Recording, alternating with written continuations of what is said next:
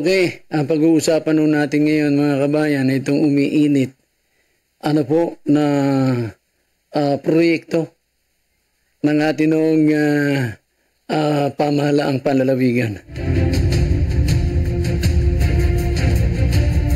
May kaugnayan po ito doon sa iconic bridge, kung tawagin, na magdudugsong o mag-uugnay po dito po sa barangay Manggisok at bayan ng Mercedes.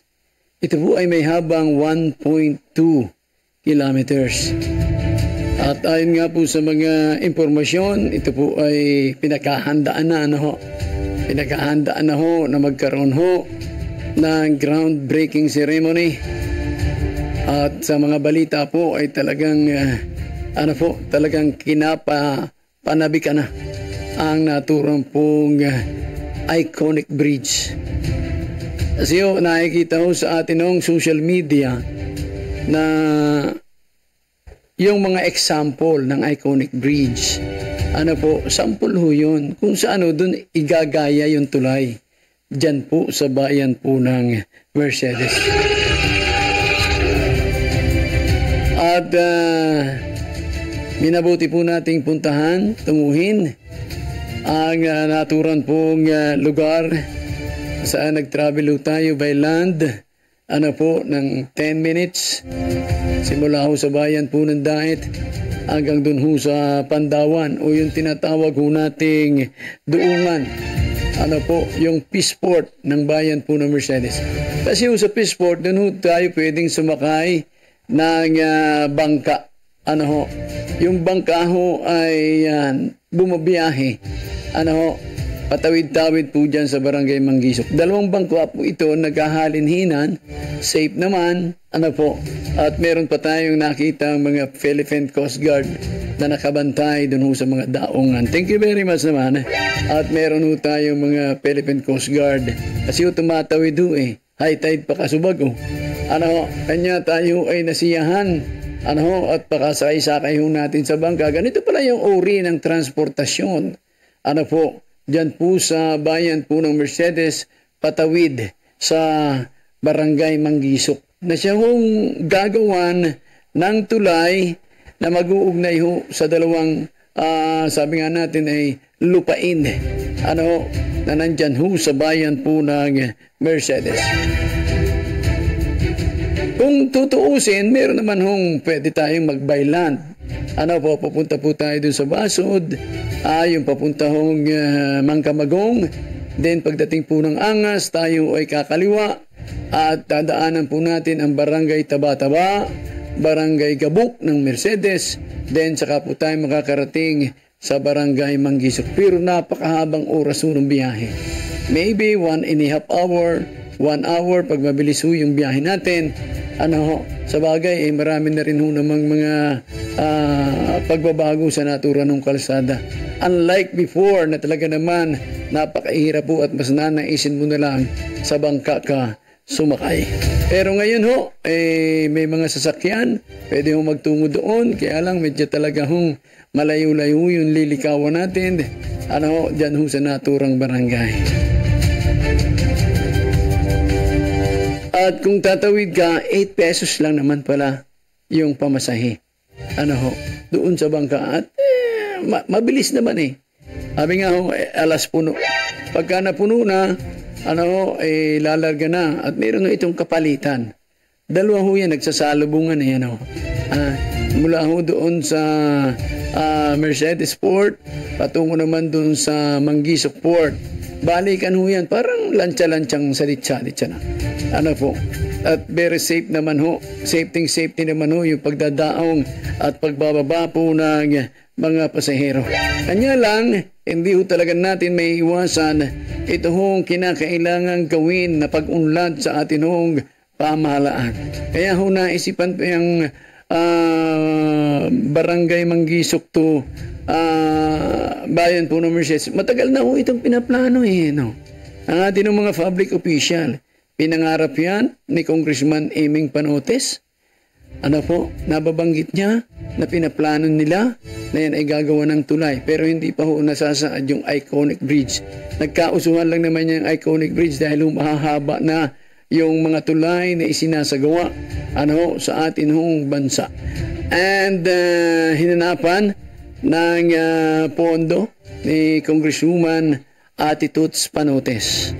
At hindi naman tumigil itong si Congresswoman Rosemary Cunuhes Panotes na nagkaigwa ng pondo sa pamamagitan naman ni Senador Robin Padilla na pinadaan ho sa kanyang General Appropriation Fund o AC at isinabatas ho itong pondong ito.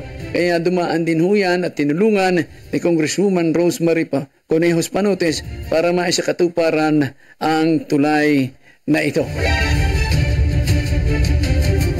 Sayang nga lang at wala ho yung ating punong barangay, hindi ho namin nakaugnayan. Pero may mga nakaugnayan ho tayong mga kababayan natin. Masaya siya. Yung kapanayam mo natin. Tricycle driver, no? Kahit po yung mga sumasakay sa bangka, nakakausap po natin, kaya masyado maingay, kaya hindi po masyado kami magkaintindihan ang amin hong mga sinasabi. Alright? So, yun. At tayo po ay nagtanong sa DPWH. Kung kumusta na itong proyekto ng Manggisok at Mercedes Iconic Bridge. Sabi po ng nakaugnayan natin sa DPWH, si Engineer Evita, yung administrator ng DPWH 2nd District Office.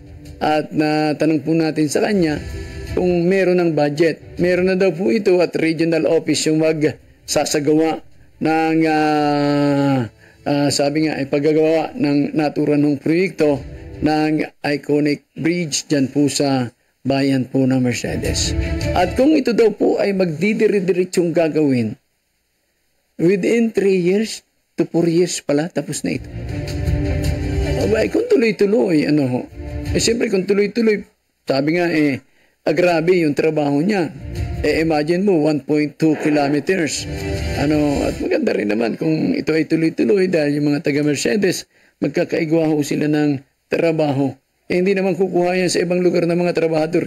Diyan din ho sa bayan po ng Mercedes, sa mga barangay nakataid kang naturang tulay. Tinignan po natin yung pagsisimula ng tulay. Talaga nang ready na. May isang heavy equipment to doon. Pero ang hindi pa ho natin alam, pinaghahandaan lang ayon sa mga balita, yung naturang groundbreaking. Nung naturang tulay dyan ho sa bayan po ng Mercedes. At kung 3 to 4 years yung gagawin, madali lang ho. At magmamalay tayo, yari na yung tulay. May nakapanayam mo tayo, isang tricycle driver. Na kinumusta natin ang kasi mawawala na sila ng hanap buhay. Pero tanungin natin si Kuyang tricycle driver.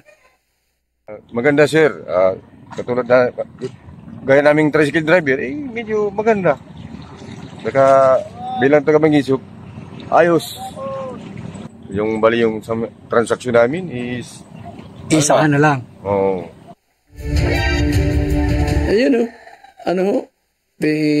walang pagsidlan. Halos hindi nga makapagsalita si Kuya habang ini-interview ko kasi ang talagang sabi niya lagi ay masaya kami, malaking tulong sa amin yan kasi diretsuhan na yung biyahe ng kanilang mga tricycle. Kasi sila ay nakapila dito sa Barangay Manggisok. At yung Barangay Manggisok naman po kasi parang puro poblasyon. Malaking barangay ho yan.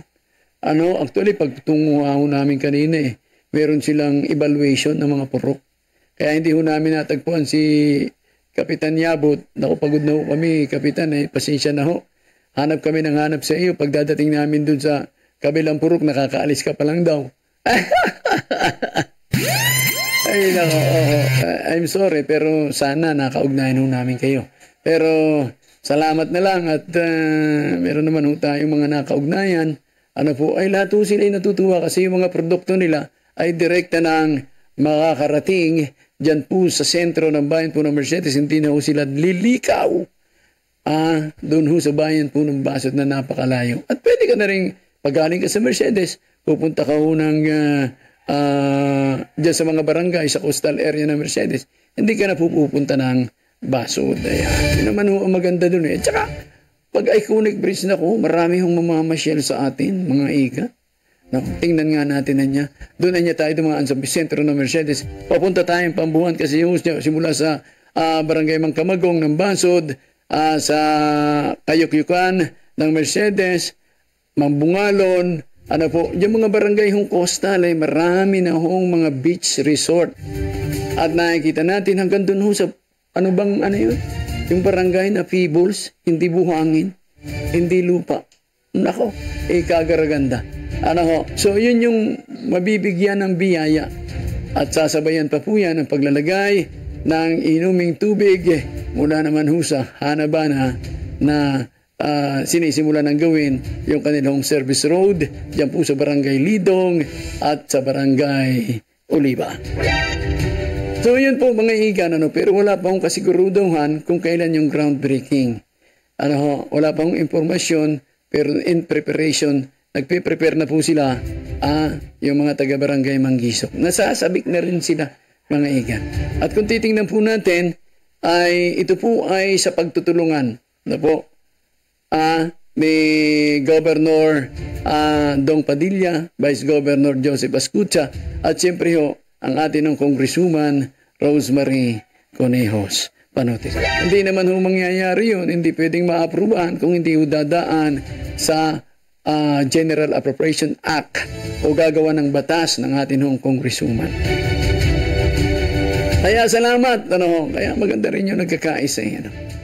Sabi nga nung nakausap natin, kung hindi niya pumapayag yan si Congresswoman, di man na niya maisa katuparan, tadadaan niya sa Kongreso. So, ay nagtutulungan. Ay salamat naman. Simula pa naman, itong si Congresswoman Rosemary Conejos Panotes ay talagang sadyang, kahit hindi sila magkapartido ni Governor Dong Padilla at Vice Governor Joseph Ascucha, ay talagang natulong siya kung ano yung ikaunlad ng atin hong probinsya. Kaya sigurado na ho ito. At meron na ho yatang initial na 300 million pesos. Ito pong naturang tulay na ito. Ang pagkakaalam ho natin, ayon sa impormasyon, ay aabutin ito ng 900 million pesos na budget. Yan po, hintayin po natin 3 to 4 years kung tuloy-tuloy. Kung hindi naman, baka mga 5 years to 6 years. Paghihintay po natin bago natin masilayan ang iconic bridge ng Barangay Manggisok at bayan po ng Mercedes dito po sa lalawigan ng Camarines Norte sa 2nd District. Congratulations sa patuloy pong pagkakaisa ng ating mga public official, kay Congresswoman Rosemary Conejos Panotes, kay Governor Dong Padilla at kay Vice Governor Joseph Villaverde Ascucha. Thank you very much po. Kudos sa ating mga kababayan dyan ho sa bayan po ng Mercedes. And God bless sa atin pong mga kabarangay dyan po sa Barangay Manggisok.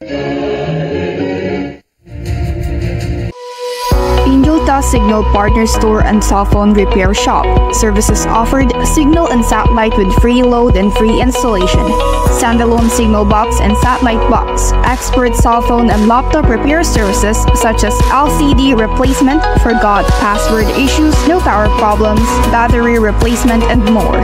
Contact us at 0928-224-2700 or visit our store located in J. Lucban Street in front of Daet Elevated Plaza, adjacent to the former Times Bakery, and look for Angela Florando Retiro and Marites Retiro. Angelta's Signal Partner Store and Cell Phone Repair Shop at your service.